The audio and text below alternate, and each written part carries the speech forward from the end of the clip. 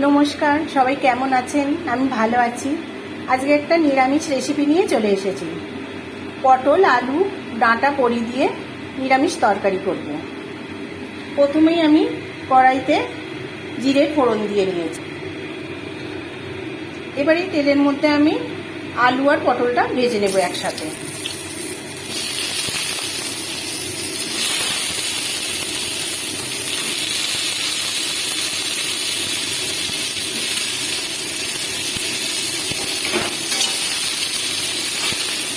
এখানে আমি মটর ডালের বড়ি লাল করে ভেজে রেখেছি। আর এখানে মশলার মধ্যে আমি নুন, হলুদ, কাশ্মীরি লঙ্কা, অল্প চিনি আর গোলমরিচ আর জিরে নিয়ে নিয়েছি। এখানে আদা আর কাঁচা লঙ্কা চিড়ে নিয়েছি। আলু আর পটলটা লাল করে ভাজা হয়ে গিয়েছে। এবার এর মধ্যে আমি ডাঁটাটা দিয়ে দেবো, টমেটোটাও দিয়ে দেবো, দিয়ে আরেকটু নেড়ে চেড়ে নেব। আপনারা এগুলো আলাদাভাবেও ভেজে নিতে পারেন, আমি একসাথেই করে নিয়েছি। কাঁচা লঙ্কা আর আদাটা দিয়ে দিই।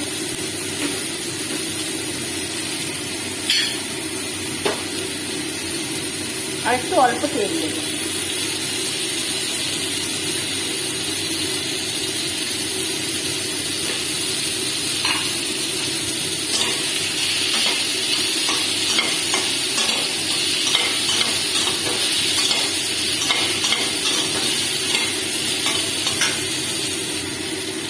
এবার এর মধ্যে আমি মশলাটা জলে গুলে রেখেছি, এটা দিয়ে দেবো।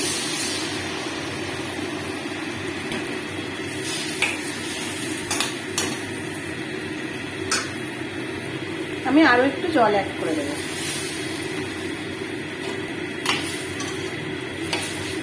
আলু আর পটলটা সিদ্ধ হওয়া পর্যন্ত আমি অপেক্ষা করব। পটল সিদ্ধ হয়ে গেছে, আলুটা সিদ্ধ হতে অল্প বাকি আছে।